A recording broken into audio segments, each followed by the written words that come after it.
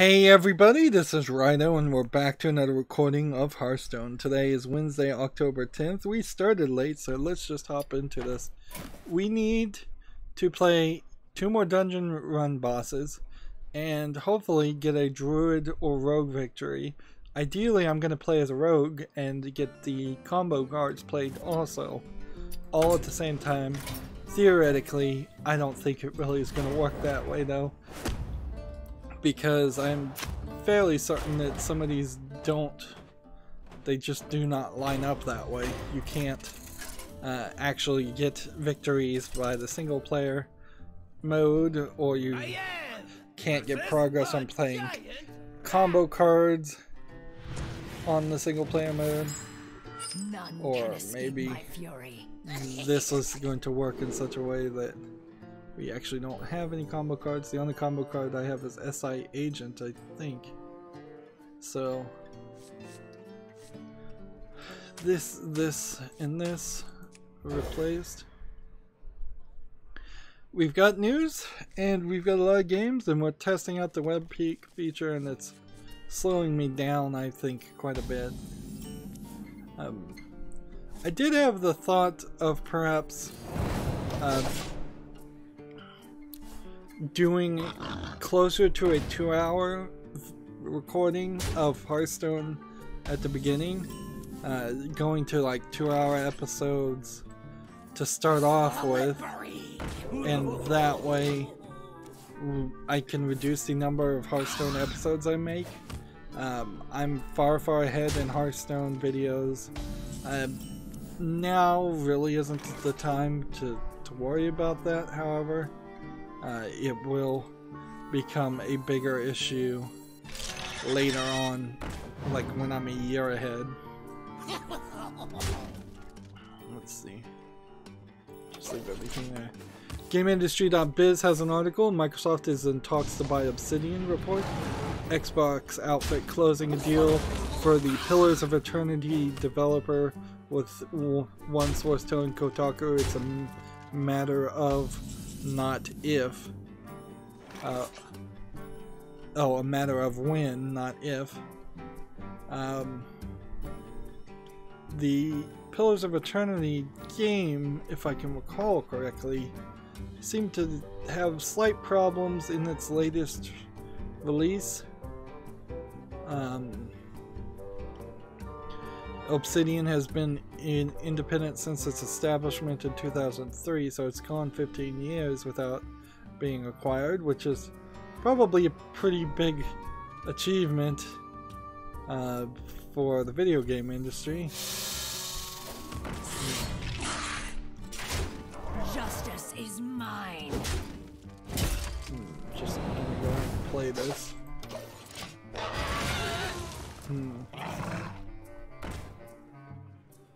Let's see.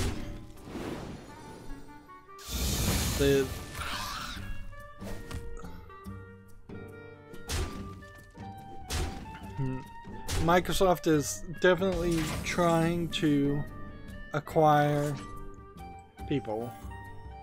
Without a doubt, that is the case. But there's justice is mine. They're acquiring companies basically, I think, to create a powerhouse network that will make possibly fewer games than they would if they were independent, but better games in general. I don't feel like what they are doing inherently breaks down to they're gonna hire companies, sell their products, gain their licenses, and then fire all the employees. I think they literally do want the employees to be powerful enough to develop things like Crackdown 3 better and quicker, and not run into the problem with Crackdown 3, which has failed. Dredge Master says, good game, thank you. Great power. Come closer. Here's a combo card.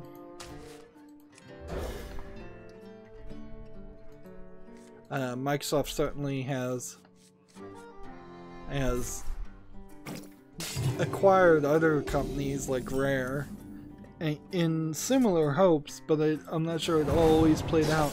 The problem with Microsoft is often the people in charge, the higher ups, are just not aware of what's happening down at lower ends, and so there have been entire like deals made that it feels like the CEO either knew about or they don't care about, or the CEO changed, and like they used to care about Xbox and then they stopped caring about Xbox, and they used to care about Windows Store and then they stopped caring about it. There's just a lack of general leadership, which I would kind of argue has been the problem for a long time at Microsoft.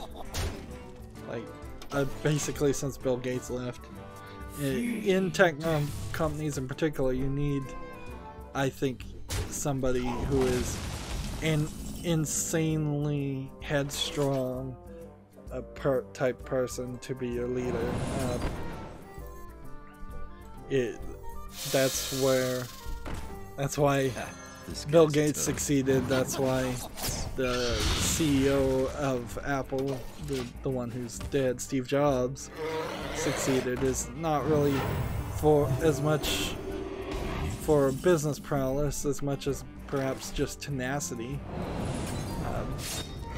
because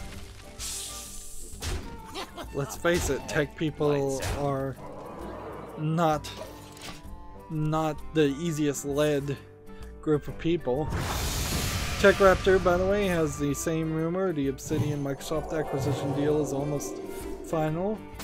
Of course, this is all the same story that's getting put out by the same five people. It's either like Kotaku, Reset Era, GameIndustry.biz, or Game Informer, all of which are named in this article from TechRaptor.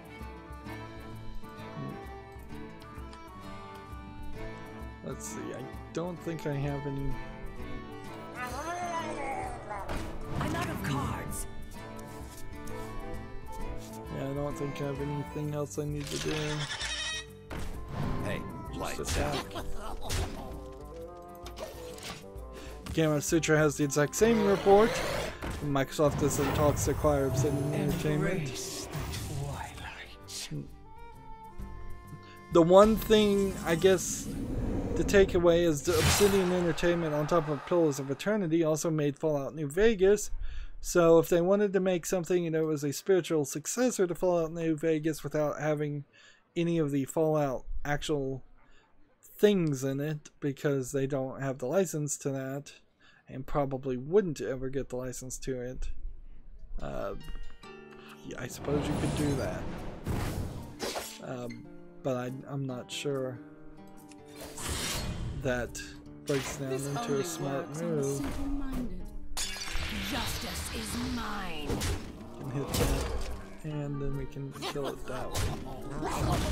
Hey, lights out.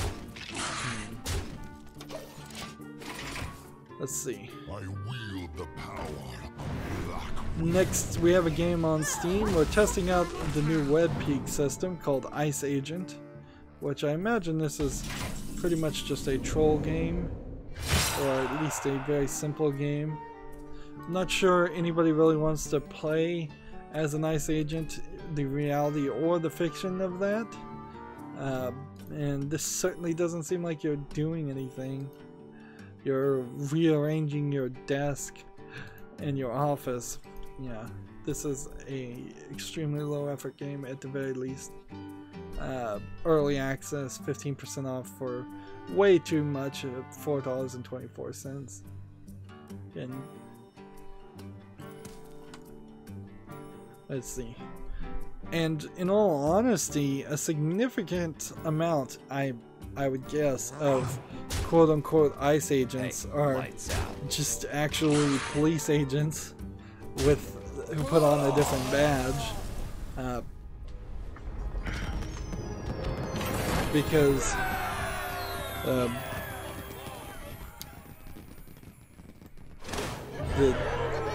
The truth is, most people that get handed over to ICE, most illegal immigrants in the United States, are arrested for something completely unrelated.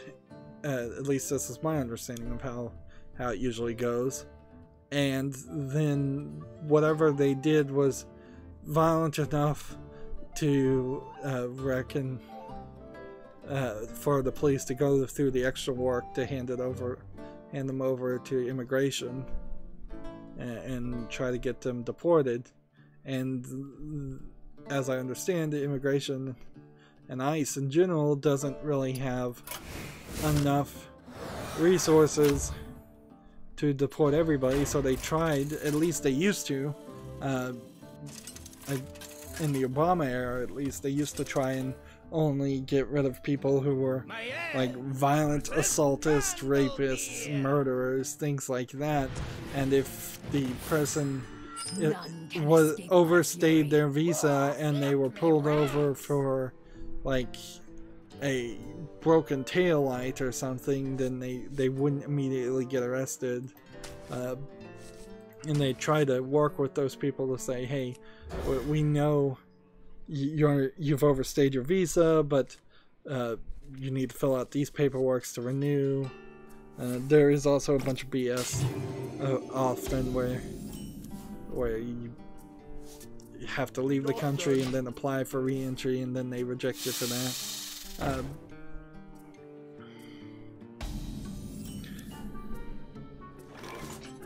So yeah, trying to avoid getting directly political, but as far as this game is looking, it looks like a very boring, dumb, low-effort game. If you were actually playing as an ICE agent, you probably would be doing a lot of boring, dumb, paperwork-style gameplay. And maybe that's the point of what the game is about, is trying to say that. It's just not doing it in an entertaining way. Justice is mine. Gamer Sutra has the same story that we've already talked about, that the Sony CEO claims next generation hardware is necessary. We don't need to really talk about that.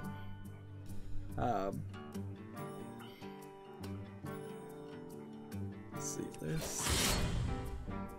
And that.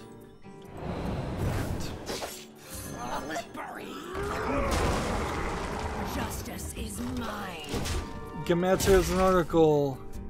Aminata, that's Amanita Design, announces Creaks for consoles and PC, which the Aminata is the company that made Machinarium, a kind of point-and-click adventure.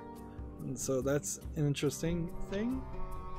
It's coming out in 2019. I guess we'll probably see it on Steam when it comes out and get more information later.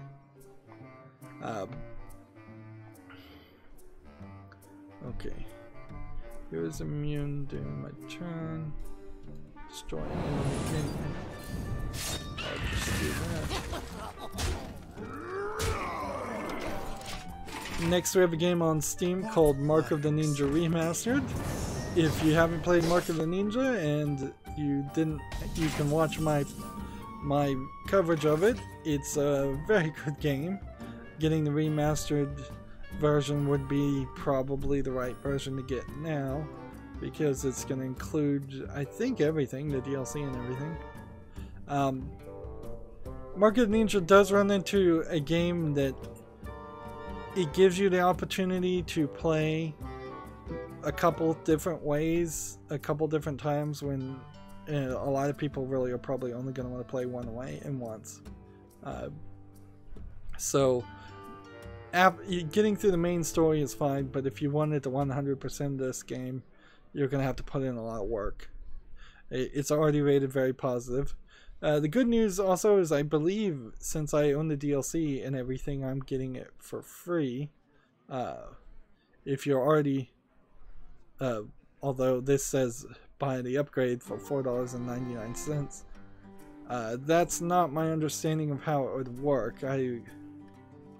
my understanding was you were getting the upgrade for free if you had the DLC. It certainly would be a difficult choice for me to pay another $5 to play, get the game upgraded when I probably wouldn't go back and play it. Not that I'm not recommending the game, I'm just going to just have to be realistic. We're gonna see this constant instances of games coming out in better versions and designed to really milk people who already previously owned the games. So I'm gonna have to investigate Mark of the Ninja Remastered and see where I'm gonna get to on that.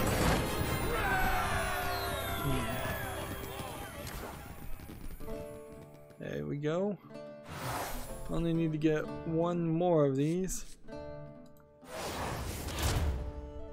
And I'm trying to play combo cards. I'm gonna have to build a combo card deck, clearly.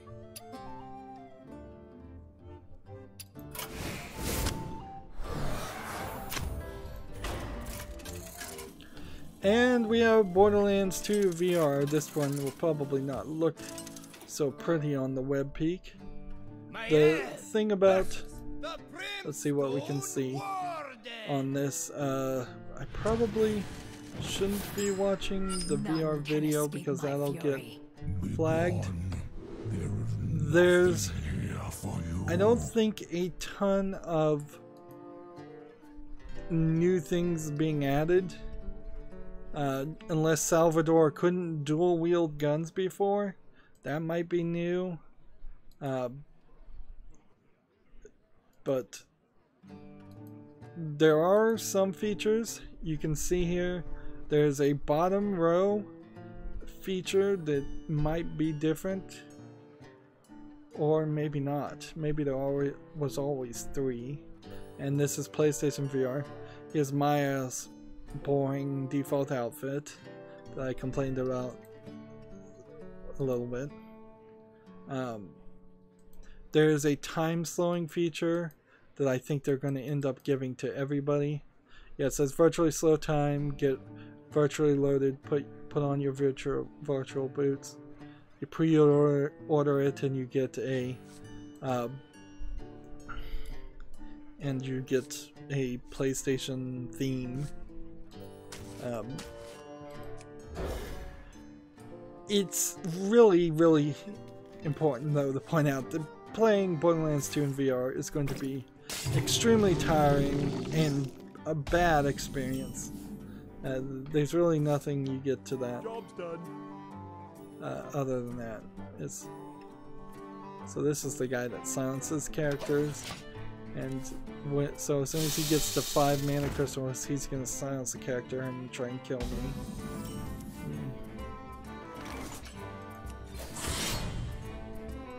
Justice is mine. It is pretty sad too that Borderlands 2 VR came out. It would have been nicer if they were going to do something like that to have done that earlier, a lot earlier.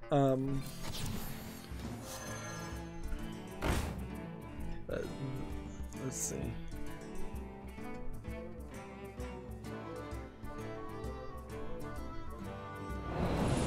I'm gonna take this back. I'm gonna kill this. And I'm going to end the turn. I'm gonna play this, and then I'm gonna play this, and I'm gonna see if I can make him run out of coins. Cards. Who knows what secrets will uncover? Let's do this. Yeah, I really question how Borderlands 3 is gonna happen, or if or when it happens at this rate. Look behind you. Let's see. I have a lot less cards than they do though. Oh man, this is not gonna work. My strategy is falling apart. You shall not pass.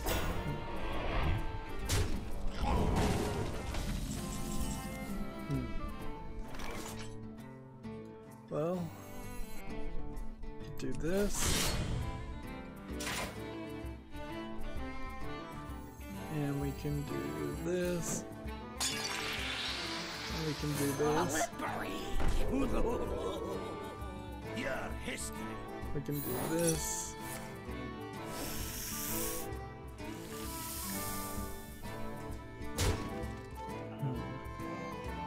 Your We history. can do that. Look behind you.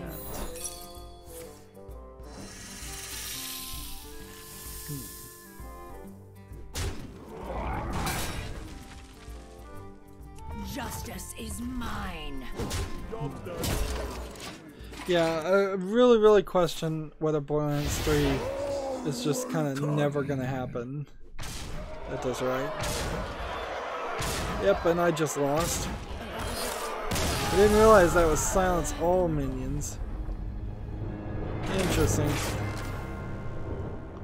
So I'm doing a really crappy job on Hearthstone today. And this clearly is coming from just a lack of focus. That's really all that came down to. We're covering news, but we're covering news very slowly. So next game we have on Steam is called Space Hulk's Tactics. It's a Warhammer 40k. It's mixed reviews, 64% of 82%. None can escape my fury. If you ever wondered why I'm always trying to move the story, talk faster about these games, it's because there's just so many tabs I have. This game I think is probably a turn-based game. Yeah, it's tagged turn-based, so, and people don't like it, so, and it's $40 with no discount. Yeah, Space Hulk's Tactics, not a game I'm going to put on my wish list. Clearly.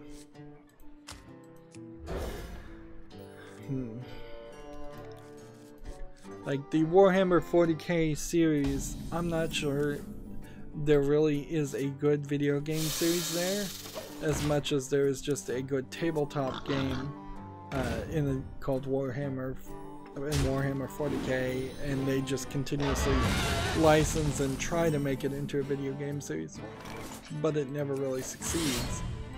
Justice is mine. Next game we have on Steam is called Shortest Trip to the Earth. It looks like it's a bit of an FTL clone. Strategy game, not terrible. An idea, certainly. This is positive 89% of 19 user reviews, which is a small number of user reviews, so that doesn't immediately tell me it's positive.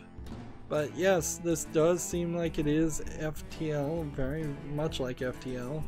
Although the graphics wise, it kind of looks worse than FTL does, and in all honesty, I'm not sure if I'm still interested in playing something like FTL after having played FTL so much. And it doesn't seem like that there's really anything new being offered. Maybe slightly more graphics when you're outside of the ship and new scenarios, but I bet you could probably get a fan mod of FTL to expand on this.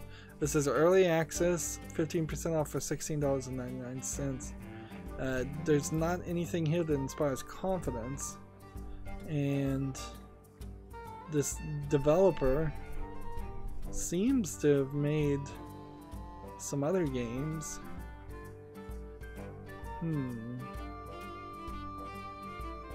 Okay, I'll bow to the fact that it seems like they made some other games that don't look like they're just low effort games.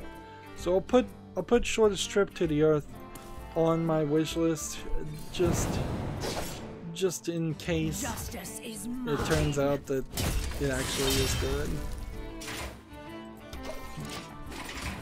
We'll wait until more people play it and see. Here's an interesting question as far as covering video games. Should I web peek horror games that are particularly spooky. I don't know. I guess I should. Like, I'm not gonna get down to the point where I'm running my Hearthstone streams like it's a free of trigger style experience. I'm not gonna do trigger warnings or anything like that. So, next game we have on Steam is called Red Lucid Nightmare. Now, the thumbnail, which these are the thumbnails that I've been talking about, looks good. However, we're suffering from some dark screenshot syndrome in this video trailer, and I guess I shouldn't look at any of the video trailers because any of them could be content claimed. Yeah, this it opens the door certainly of Justice is mine.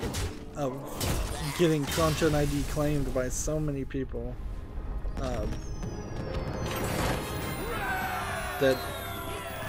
That's generally why the web peak idea was more preferable.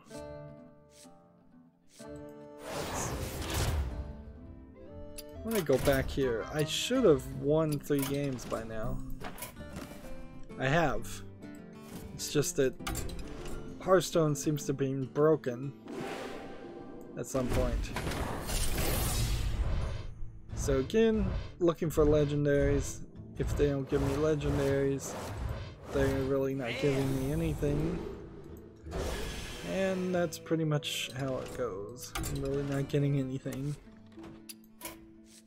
Disenchant all 5 of those cards for a measly 40 dust. Right. And that did nothing to give me rogue victories, and it did nothing to play combo cards. So we're gonna have to comment down here, and let's just get rid of this deck, create a new deck, wild rogue, this, type in the word combo, and that.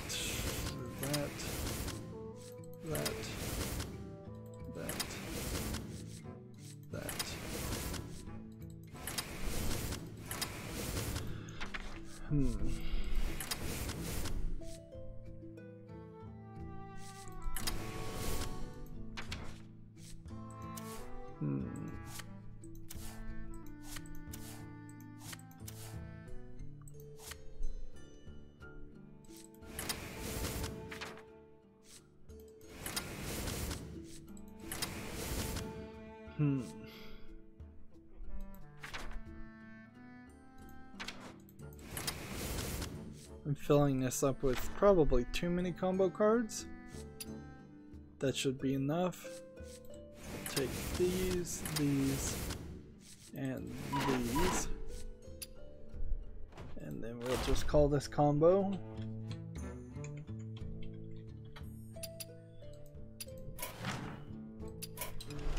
And then come over here.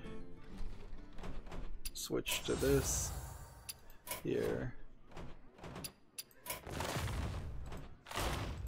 And play.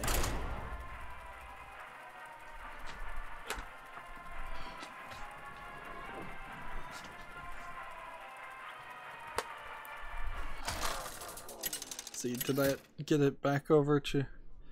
Yeah, looking at this game, Red Lucid Nightmare, it seems like it is just a dungeon crawler game with no enemies in it. Like a low effort game in that sense. It's $12.99, just being called Red. It says it's not in early access, but it had a beta, which is interesting. The only thing that would convince me that this game might be worth looking at is if it had released another game that had been reviewed well. Apparently this game also is compatible with VR, that's what that symbol is. But I didn't see anything like that. Oh yeah, Oculus Rift. I'm gonna have to pay attention and actually play there. So yeah, that definitely is not a game to put on the wish list. It's just not quality enough.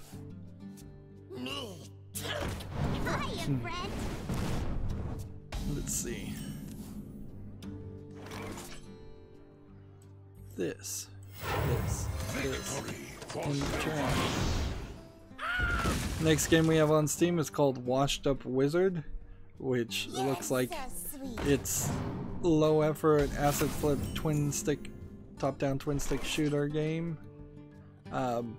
There is a little bit of polish here that seems like they bought some assets from very similar products, so it has this soft CG animation style to it, but it's still pretty bad, and it's $2.99. I wonder. Games like that are kind of easy to spot. And This guy's toast. do that. So, Washed Up Wizard's an easy one to close. I don't really even need to go any further with that one. Next, we have a game on Steam called Cubeverse, which looks like a single-screen Unity game, cell phone port, spinning around several cubes with the general idea of doing a Rubik's Cube, but perhaps putting some slightly different ideas into it. Like, I wouldn't say this is inherently the worst Rubik's Cube simulator game I've ever seen. So if this is early access and $4, I might be willing to keep an eye on it. I bet this guy, though, has not made anything else. Well, he has made a couple things, but they haven't been reviewed. October, May, April.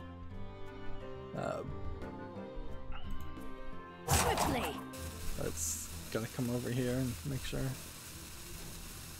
Deal.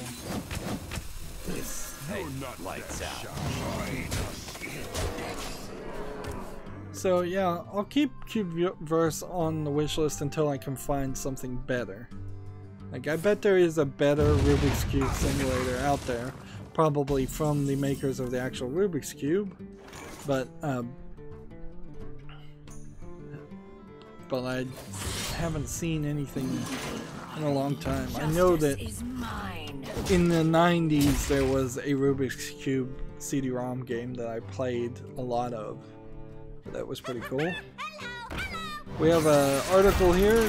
Gamasutra has an article. Epic Games acquires the game security and player service outfit Kamu, K-A-M-U, for an undisclosed fee. Based in Helsinki, Kamu offers a suite of services focusing on game security, game telemetry, and game management, while its easy anti-cheat system is used by over 100 million players around the world. Used by the players is a weird way to describe that. Justice is mine. Play this just so I can do this. So I can then do that.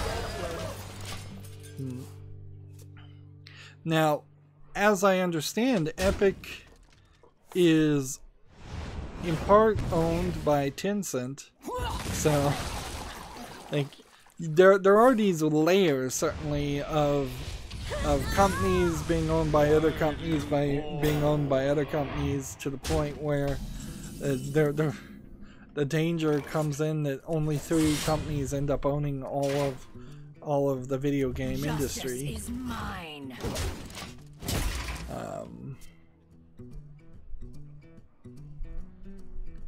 Let's see. The article here goes, a variety of Kamu's tools have actually been used to balance out and manage Fortnite's multiplayer experience, making it fair for players across the board. So clearly, with all the money that they're making from Fortnite, they decided that they needed to do that. Give your weapon extra attack, I suppose. I'm gonna lose here. PlayStation blog has a first look at Borderlands 2 launching December 14th. Their first look really is not any more detailed than Borderlands 2 VR's own webpage. That they're really not getting into too much detail. In all honesty, I'd like to see somebody online play Borderlands 2 VR. This would be like a giant bomb type coverage where they could do their VR rodeo on that and tell me that if it was good or bad, and I'm sure they'll say it's bad. Justice is mine. For one reason or other. Moving on, GameIndustry.biz has an article. Sony sues hacker for manufacturing and distributing jailbroken PS4s. Defendants' actions were, quote, were knowing, deliberate, willful, and in complete disregard of Sony Interactive Entertainment's rights, Sony claims. Of course, they would claim that, certainly, but also I kind of don't feel like you're going to get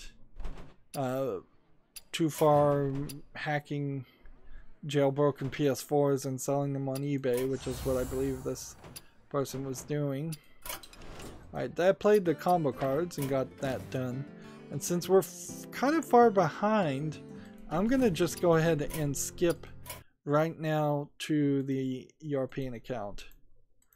Because I'm getting through the news slowly and I'm getting through Hearthstone even slower.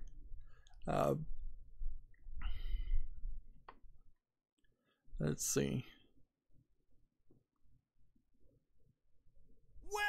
Let's see. The thing is, what was the hack and what were the mods? Because it could be that he wasn't even modding or hacking them to do anything that would violate copyright. It could be he's modding and hacking them to run Linux or something. Do something completely different, but I doubt it. Okay, so I have to win 3 Tavern Brawls and then defeat 3 Monster Hunts. That's great. Is there any overlap here? Rogue class cards? Yeah, alright, we'll play Rogue class and see how that gets us.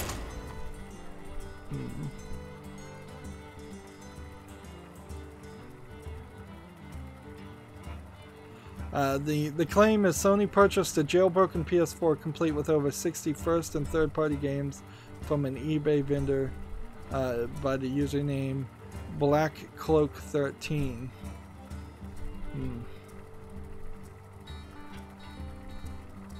And then in 2018 they purchased another one from them. Both times the package reportedly contained instructions on how to download and install additional pirated games, and also featured the return address which led to the defendant.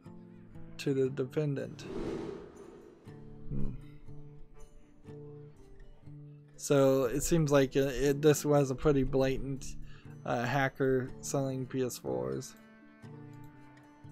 Okay, whatever. We'll probably not get any further than that on as far as information. This one seems like Sony's in there right on this. This one. Alright, we have a game on Steam called My Memory of Us, which the developer is playing right now, or either playing some kind of video of them playing. Like, clearly they're not actually playing, because you wouldn't be able to do these hard cuts and have hard encoded subtitles, so they're cheating the system. I hate that, the live broadcast feature, though. By the way, I really want it to go away forever, because it's just an annoying system. Let's see. So this looks like an interestingly animated black, white, and red. I don't know what kind of game it is though, whether it's a point-and-click adventure or it says it's an action adventure, but I'm not seeing a gameplay mechanic here. I'm seeing symbols that to represent conversations. But I don't know if this is a platforming, jumping, puzzling game or what. Is this the gameplay mechanic? That's weird looking. Alright, let's come back over here. Give myself 4, play this. Job done. In the turn. There's some puzzles. Yeah, this looks like it's kind of a point and click puzzle game. But it does look interesting, certainly. $17.99 or $19.99 for the soundtrack and the art book. Seems a little high, certainly, particularly since this developer hasn't made anything else. But this is one that I am willing to put on the wish list. See, that's why I hate this thing.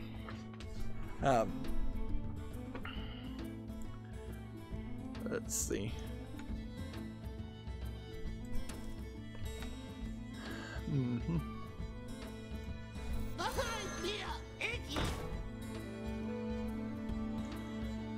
Let's see. Deal 2 damage. If it survives, draw a card. Job's done. I'll put My Memory of Us on the wish list, and hopefully some people will play and give me a review or a general idea of how good that game is. We're running into a few games that actually do seem like they are actually worth looking at, whereas the past week and a half it has been, for the most part, uninteresting. Uninteresting quality games. Let's see.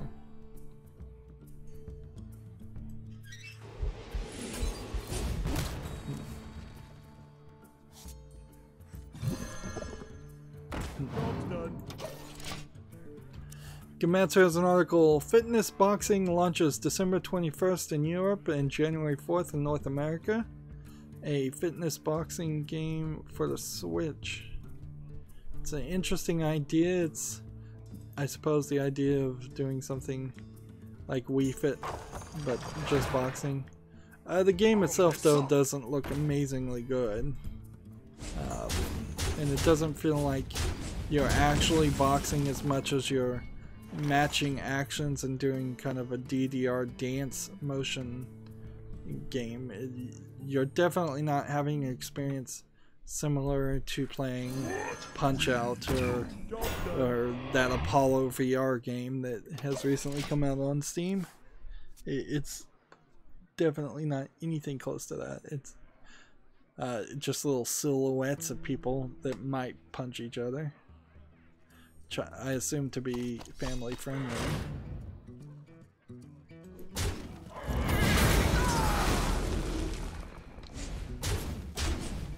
We have a game on Steam called Taekwondo Grand Prix, which looks like it's a multiplayer and local multiplayer.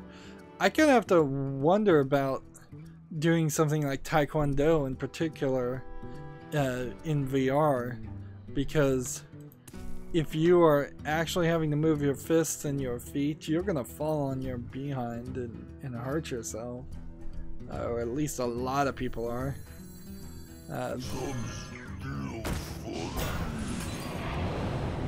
Job's done. See, so I'm really trying to figure out what the motions are in VR to equate to this stuff. It seems like you have some different backgrounds that you're fighting in Taekwondo, but you're always in what seems to be the same outfits. Queen E5. I think at a certain point, I think you gotta lose that, or at least make that an option to lose all the padding because you're in a video game. That would make more sense. Taekwondo's Grand Prix is 25% off for $7.49. Has this developer made anything else though? No. Does this require VR? No, it doesn't even use VR. Where was I getting VR from? Oh, I guess I wasn't. I was getting multiplayer from it. Okay. That makes a little bit more sense. I confused multiplayer and VR. Okay, so then you just are pressing buttons to cause all of these actions instead of doing it in VR, and that explains things. The multiplayer probably kills this game for me, but I will keep an eye on it and put it on the wish list just as an interesting idea. Although, why limit yourself really to Taekwondo? Why not bring it to a higher level of, say, just street fighting in general? Yeah, why not play a game called, say, Street Fighter instead of limiting it to just one fight style? But maybe not. Maybe there's some reason for it. This is an interesting story title that I found. TechRaptor has this article: Twitter suspends elite dangerous player for posting poetry. Social media giant Twitter has banned the Belgian, that's Belgian, I guess that's Belgian, elite dangerous player for tweeting a poem in reply to a tweet from the official game's account. Tim Wellens, the now suspended Twitter user, has yet to regain access to his account at the time of writing despite multiple appeals.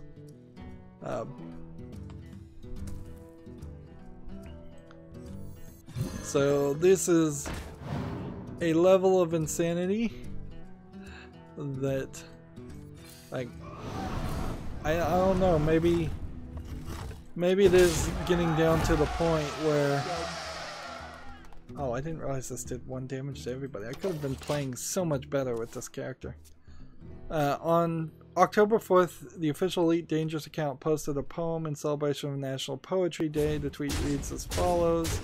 There once was a pilot from Lave, L-A-V-E, who wasn't particularly brave. He encountered a Thargoid, T-H-A-R-G-O-I-D, who he'd like to avoid, but now he's 1 foot in the grave. Hashtag National Poetry Day. Now, there, I believe, is some dissatisfaction with Elite Dangerous right now. As a response, Wellens wrote the following poem, quote, "Roses are red, violets are blue, Thargoid or foe, I will come to kill you, 07. What, I don't know what 07 is. Is that supposed to be a smiley face? Or things? So, dropping your treasures now. I take mine. So, I guess Twitter took this poem response as a threat and against Elite Dangerous. The article goes on to say, in Elite Dangerous, Thargoids are alien race that is at odds with humanity. Twitter caught on to the threatening language that Wellens used despite directing it at a fictional group and suspended his account, according to Eurogamer in his email to, let's see, in an email to Wellens, Twitter support explained they took the action because he violated the threats against posting violent threats, the rules against posting violent threats. He has since appealed this decision, pointing out that he never ever threatened a real person or organization on Twitter. Thargoid or foe, I'm coming to kill you was directed to the Thargoids or enemies in the game, he told Eurogamer. His appeal was met with a computer-generated email, and Wellens followed up by reappealing the case. As of October 18, his account remains out of his hands. Quote, what hurts me the most, however, is the fact that I feel I'm judged by a computer. I have no means to defend myself well, and I feel like I'm fighting an AI. I understand they have to use software to root out ugly tweets, but I was hoping a human would do the investigation. It would have only taken him 5 seconds to see my tweet was completely harmless, and I have seen much more violent tweets than mine. yeah, so Twitter sucks. Unfortunately, I'm not sure that there's a improvement or system that can be done to make it any better, or replace Twitter with a better service. I can say that Google Plus is going to be shut down. That Google has given up the ghost on that. I wouldn't be surprised if they came out with yet another replacement for Facebook or Twitter, but I bet they don't in this case. So there's really not a lot of places that you can go, at least not anything I've heard that really normal people want to go to. There are some places where it maybe they would gain some traction, but maybe they won't, because it's so easy to do counter advertisement or counter propaganda against this service. So let me explain this. Like, if I was, or if somebody was to make a new replacement for Facebook and Twitter tomorrow, and they said, we're not going to censor everything, or we're going to have a much more reasonable, non-politically biased rule set, and we're going to treat everybody fairly, immediately Twitter can hire some third company to go on to that new service and post the largest amount possible of Nazi hate speech and child pornography. Well, I guess that would technically be illegal, but I bet there are companies that would be willing to do that too, and then just ruin the credibility of this new service. On top of that, for the people who are intentionally trying to ruin the service by posting like actual Nazi ideology posts, that will eventually attract actual people who believe in Nazism as it is, and certainly that was what happened to Vote.co, which was supposed to be the free speech replacement for Reddit, and it didn't really work, and it was pretty difficult without going through an account and filtering out a lot of subreddits on Vote to get a decent experience on that service when it was coming out, because there was just so much actual hate speech getting posted.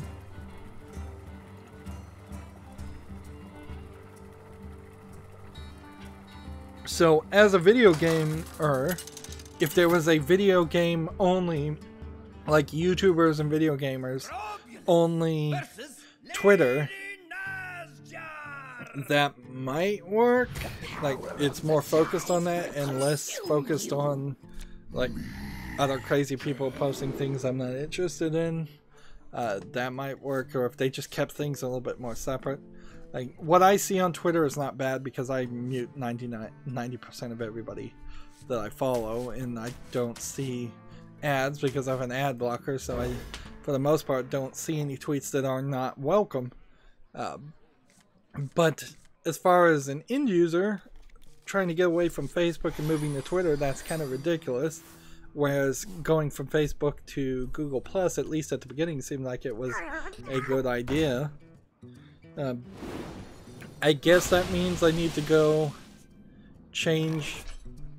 Well, I'll just leave it. I'll just leave the Google Plus links to where they are for now. The only reason why Google Plus has anywhere as many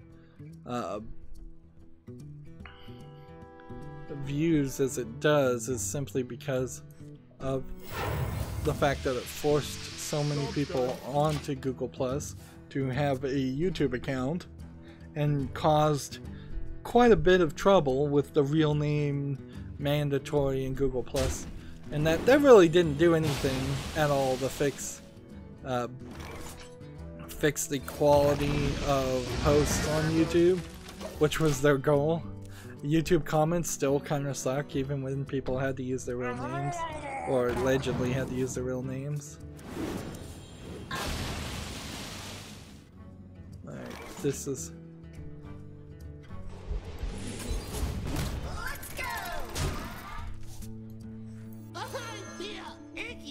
Job's done.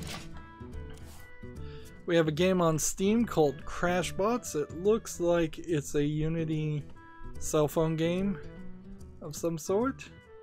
Seems like you're running straight in a line at a weird angle. That is a weird angle for what looks like an infinite runner, going down a path and choosing between 3 different lanes.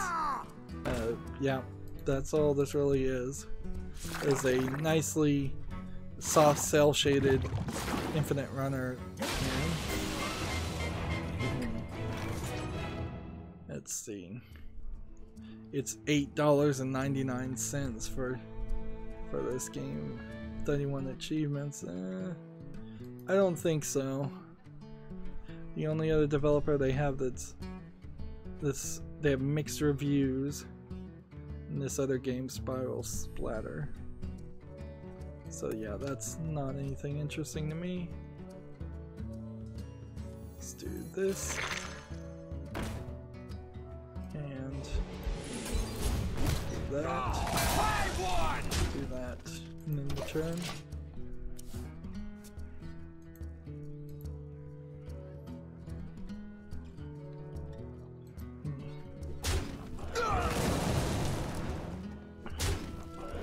Next game we have on Steam is called Puzzle Plunder. It's a match 3 game. I believe this game is free, and I think I follow the publisher or creator, or somebody follows them and are friends with them.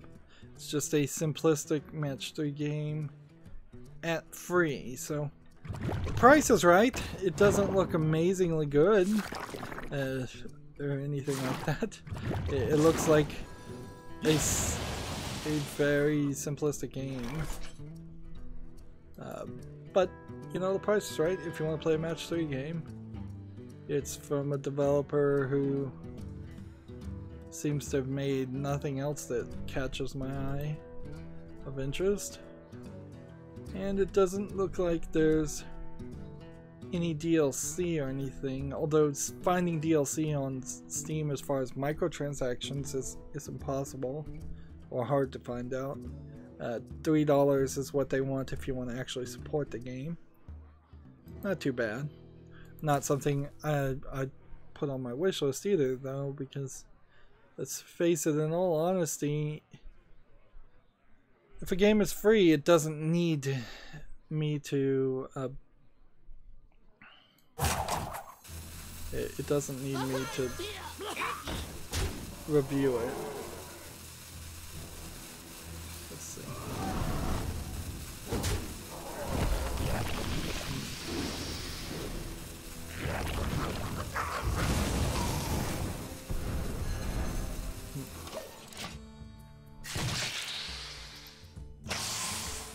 GameIndustry.biz has an article, Improbable establishes a new London HQ.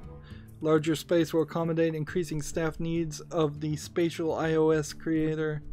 No, not spatial iOS, but spatial OS creator. Outgrows its original office. Let's see. I'm not sure what spatial OS is, though. I've heard of it, but it's been a while. Give me a quest. Let's see. They don't talk about what spatial OS is.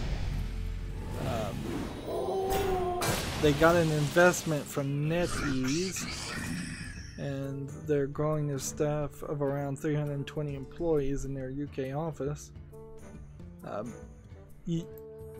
Probably, just generally speaking, a really bad idea to have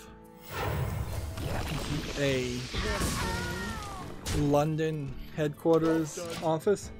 That's basically the equivalent in the United States of having a headquarters in the middle of Manhattan or in the middle of San Francisco in California. The most expensive possible square footage as far as buying a building for really not as necessary reasons. They really aren't. Video game companies aren't really companies that need to be anywhere. They don't need to be in a place.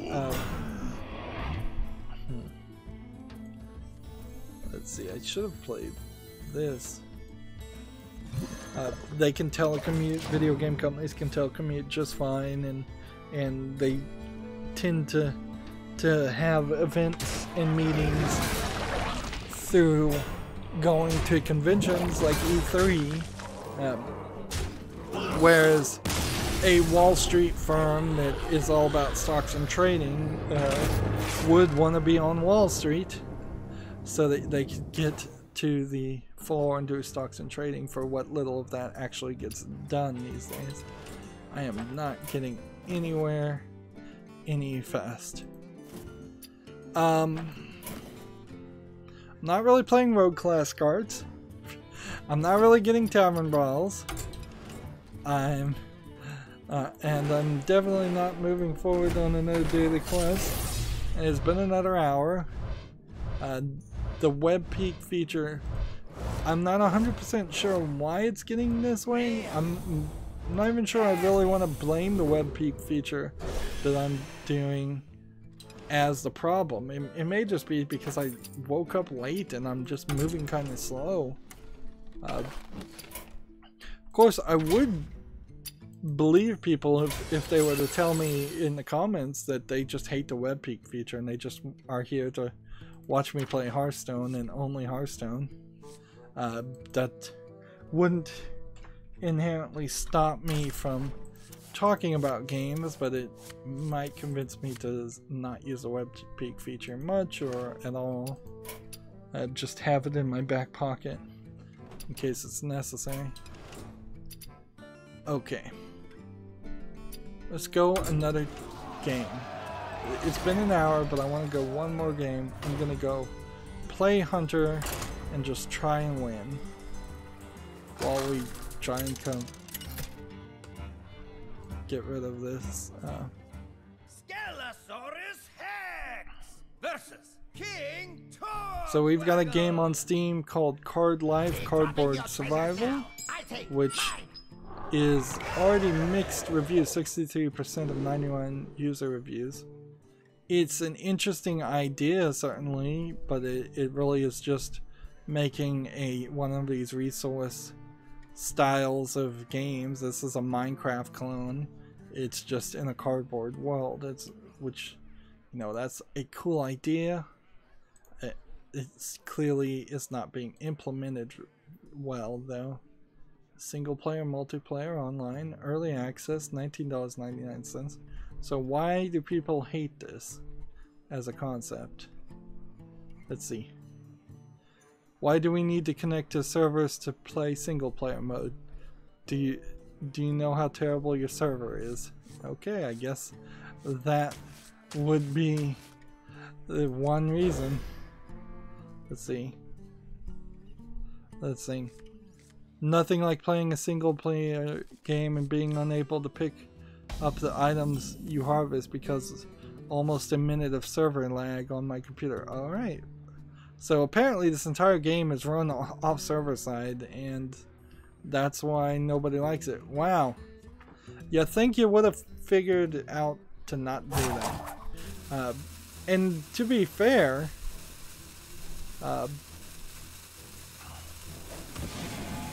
the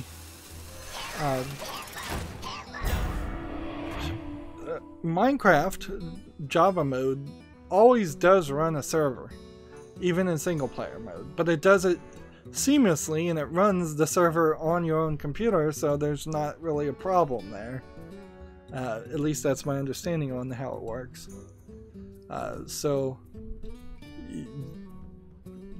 the idea of having to connect to another computer sounds like really, really dumb and a little fishy, certainly. Next game we have on Steam is called Kuchisaki Onna. which this one looks like it's a psychological horror game of a Japanese character. Probably that probably is the slit-faced woman, one of the creepypasta slash horror tales told in Japan. But you can see of all the screenshots, it's just a dark screenshot syndrome game. It's in English only, which is confusing to have a Japanese game with Japanese titles only in English, and it's 20% off for $2.39. So I guess they know that the price is not too they know the game is not that good, but they're willing to lower the price for it. Unfortunately, this developer has made nothing else. This publisher has made nothing else. And while the thumbnail looks interesting, the actual gameplay looks very boring and like a low effort asset flip style horror game. And to be fair, the slit-faced woman as a horror character and any of the Japanese horror characters, I think they don't play well worldwide unless you have several of them together and you have somebody who is familiar with those characters and explaining it. If I was going to make a horror game with a bunch of Japanese-centric horror characters, I would have a Japanese character there who is running in terror and explaining everything as you go about, like, this woman will do this, this, and this. You need to run from her, or not look her in the eyes, or draw a line of salt to defeat her, or not answer the questions. Like, I know that one of the Japanese horror characters, it might be the slit-faced woman, will ask you if you think she is pretty or something, and if you say yes, she'll kill you, and if you say no, she'll kill you. So it's kind of a catch-22 question. But if I was going to make a game like that, I'd definitely try to make it more accessible to people who are not familiar with those tales. Take a walk on the wild side. Let's see.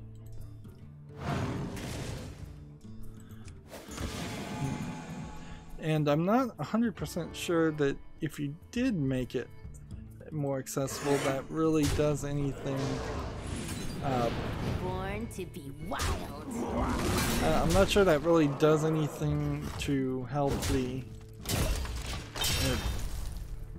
sales of it, because a lot of people are not going to be interested in it in general, and the target audience is still going to be a Japanese target audience. But I think you can make Japan has been for decades making Japanese targeted video games that a lot of people have been willing to play. Like, theoretically, Pac-Man was a Japanese targeted video game that a lot of other people found just as easily to play. And Final Fantasy is a much better example. JRPGs are great examples in general, yeah. Let's see. Play that. Born to be wild. This is only menu on the battlefield. Gain +3/+3. We'll see about that.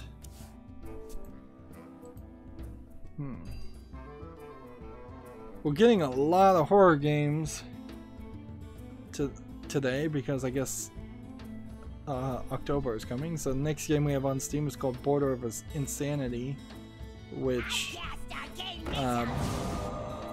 looks like it's a little bit more polished as far as a asset flip. This is a good asset that I would see as far as a post-apocalyptic city.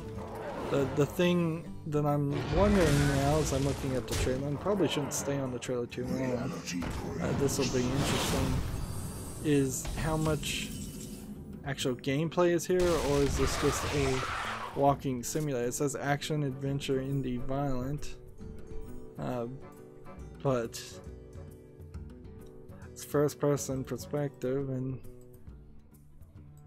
yeah, when you see a game like this and it takes you to this point to even know that it's a first person shooter and apparently you're shooting people or their dead bodies, like, yeah, this is still a low effort asset flip game in my book. That's really all it is. 40% off for $2.39 from a game developer who hasn't made anything else that has come out. Well, actually, this is a game developer who plans on putting out something on October 2nd, October 9th, and October 2nd again, and then something else soon. So they clearly are trying to fill in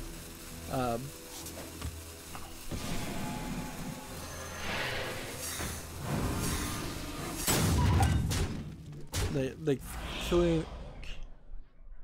clearly are trying to flood Steam with bad games. So yeah, I'm not willing to deal with companies like that and buy their games at this point. I think that is a disqualifier going forward, is people who are going to release more than one game a month on Steam, particularly when they have no credibility to be doing something like that. GameIndustry.biz has an article. Skybound's Walking Dead finale hasn't secured original devs yet. Company says intent is to use ex-Telltale developers to finish the story, but there are, quote, there are a lot of moving parts, and like, no duh.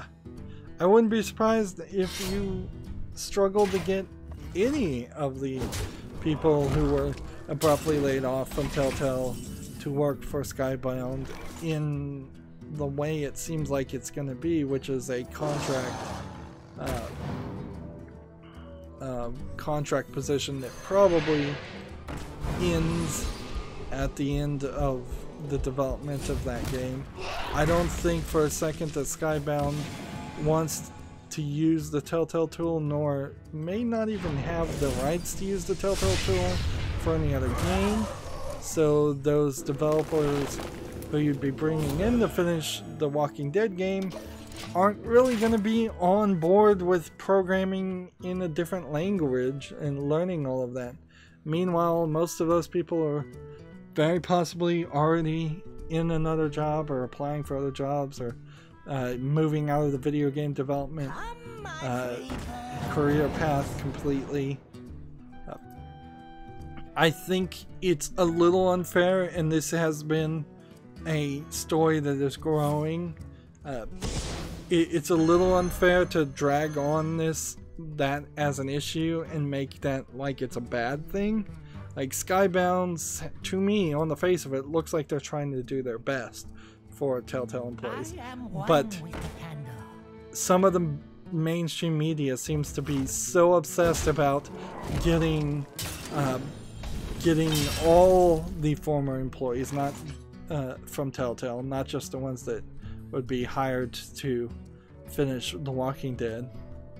They're so obsessed about getting all of them a severance that I don't think they legally deserve, because at this point, if in California you're legally required severance, nobody has brought that up and mentioned that. They're just pushing this idea that everybody gets severance or should get severance, which is an interesting idea, certainly, but it's blinding you from the reality and the fact that in the United States a lot of people don't get severance.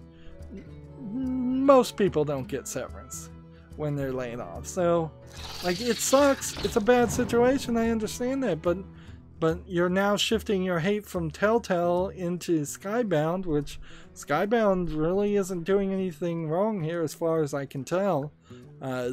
Tinfoil hat conspiracies to the side. So complaining that they haven't hired the people yet is not really news, and it's not really a narrative that needs to be pushed and is only really being pushed because the mainstream media in video games in particular, but just generally speaking, has become so addicted to drama that they will try and create it when there really should be none there. And I am not 100% immune from that myself, and I would just try not to be not succumb to those kind of whims. Let's see. Yes.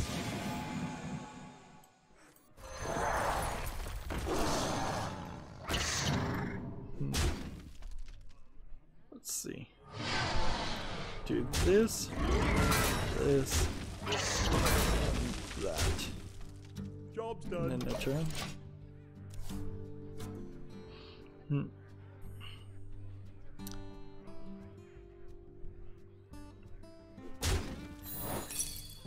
GameIndustry.biz has an article that's probably not really much of a article worth mentioning, frankly, but it is news, so I'll leave it here.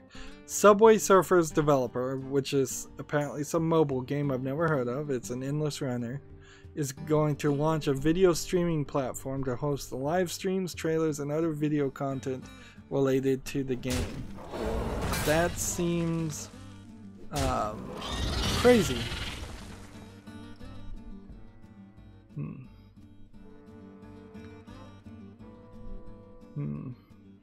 Apparently there's a current YouTube series called Subway Surfers, the animated series. Content creators are encouraged to contribute their own work as well.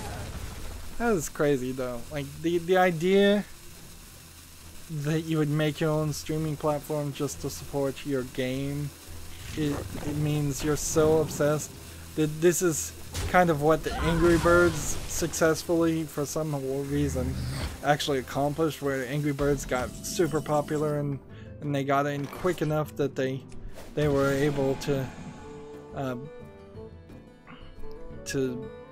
get a movie made when, by all rights, there was no reason that a movie should have ever been made. Take a walk on the wild side. For Angry Birds. Deal 1 damage for each minion. Each armor I have. I don't have any armor, unfortunately.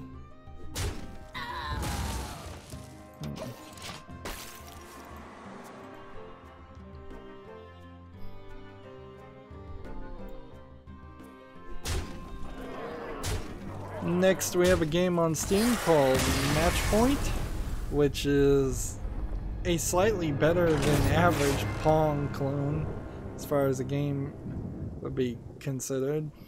Although Pong is such a simplistic game that there's really nothing here that would sell it. It's 25% off for $7.49. That's way too expensive for Pong.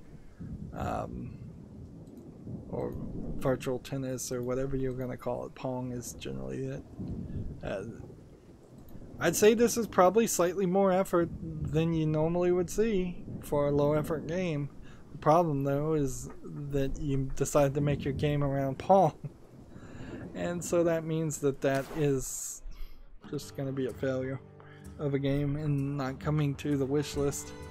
Speaking of failures, it's been an hour and 20 minutes now. I'm not getting anywhere at all.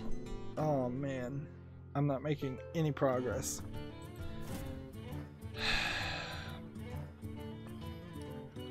What to do? I guess next recording we'll just do Monster Hunt battles and get at least that done. And I may just have a ton of off-screen stuff I need to do.